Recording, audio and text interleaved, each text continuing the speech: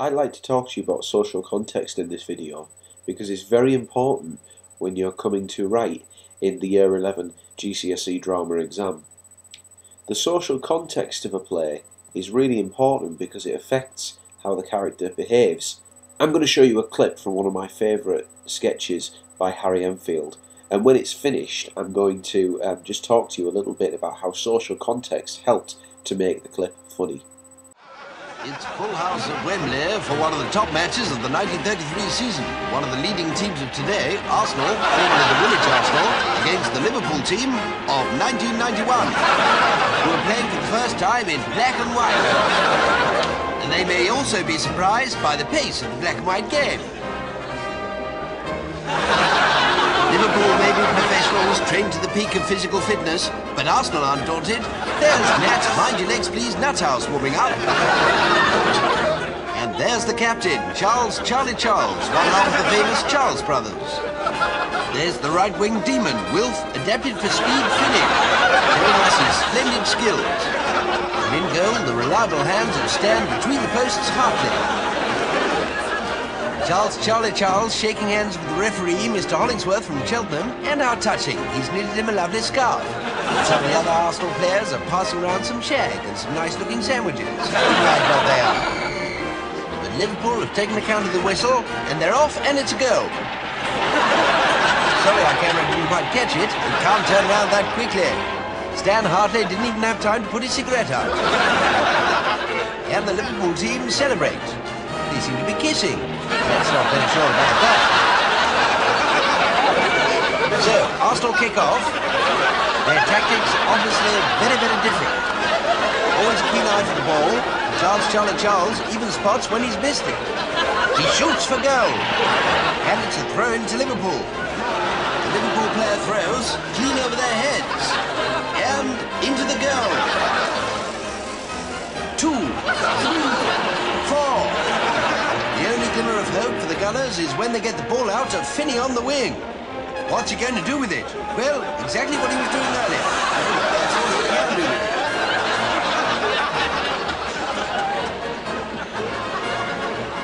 So, 10-0 at half-time, Liverpool go back to the dressing room, but for Arsenal, it's some light refreshments. And for the crowd, top-class half-time entertainment with the man they call Mr. Banjo, Mr. George Banjo.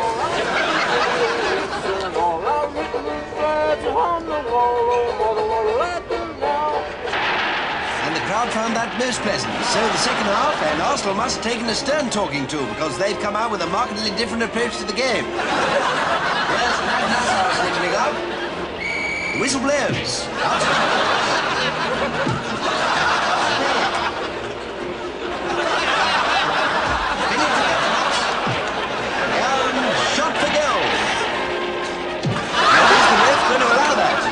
Yes, it's just over the line. And Liverpool have suddenly taught Nat Nuthouse how to celebrate. Nuthouse's goal inspires the rest of the team. Goal! Some of the Liverpool players are a trifle unhappy about that, and the referee's taking out his little black book. It's the Shorter Oxford Dictionary. He wants to look up what some of those words mean. And he's found one, and he's bringing on his mother to disprove it. 10 all, a minute to go. Charlie Charles waiting on the wing. It's almost as if the ball was glued to his feet. Heads a goal. And it's all over. And a sporting finish to a sporting contest. As you can see, that was a really funny clip. It was Arsenal of the 1930s playing against Liverpool of the 1990s. And what that sketch actually did was play on the social context of the two different teams. Obviously, back in the 1930s and 1940s, football wasn't a sport which was as revered and as serious and as professional as it is today. So all of the teams on there, you know, the people were smoking and what have you, playing against the highly professional 1991 Liverpool team of Ian Rush and John Barnes and all those kinds of people. So that's what helped to make that funny, and that's why social context is all important. So when you come to the texts, I'm going to take to, for example, here, The Crucible and Billy Liar, when you come to those and write about those in the exam, the way that a person behaves is largely determined by the society that they're living in. Such as in The Crucible, they're living in a highly Christian society, so that means the fact that John Proctor's had an affair, if the society found out, they would look down on it a great deal because they're a highly Christian society. So that affects the way that he behaves. If you take Billy Liar, that's written in 1959, early 1960s, a time when the sexual revolution was happening in Britain and people were changing. And children were starting to rebel against their parents, and somebody like Billy really should have had a job at the age of 19, but he was still living with his parents. He was still stuck in this old way. And there's also an interesting section around how he tries to seduce Barbara, but it's just not seen as appropriate in that social context. So let me leave you with that scene. You can watch it, and that will put into context why Barbara is so reluctant to go to bed with Billy.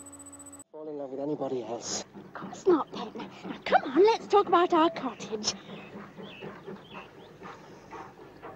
Yes, well, we'll have a lovely cottage down in Devon. Definitely. We'll have a lovely garden with roses and daffodils, and a lovely lawn with a little swing for little Billy and little Barbara to play on. We'll have our meals down by the lily pond in the summer. Oh, do you think a lily pond's safe? I mean, what if the kiddies wandered too near and fell in? We'll build a wall around it. I mean, we needn't have a pond at all. We'd have an old well. It's an old brick well where we draw the water. We'd make it our wishing well. And we could have a rustic bridge with a stream flowing beneath it, not too deep because of the children. And we could have gnomes, mushrooms.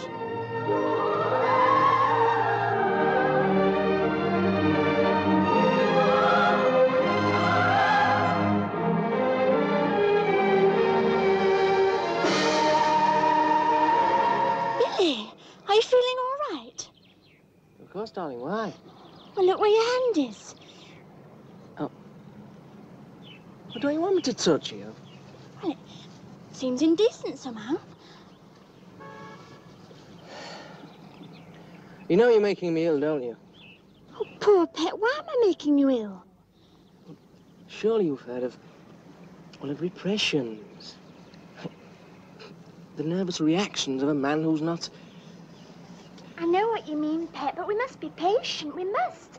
I mean, we'd only regret it. Well, just have one more energy tablet. No, thank you, Pet. I'm going to have an orange. I'm going to have it. You and your bloody oranges!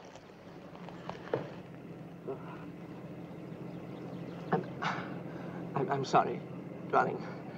I've had a terrible morning.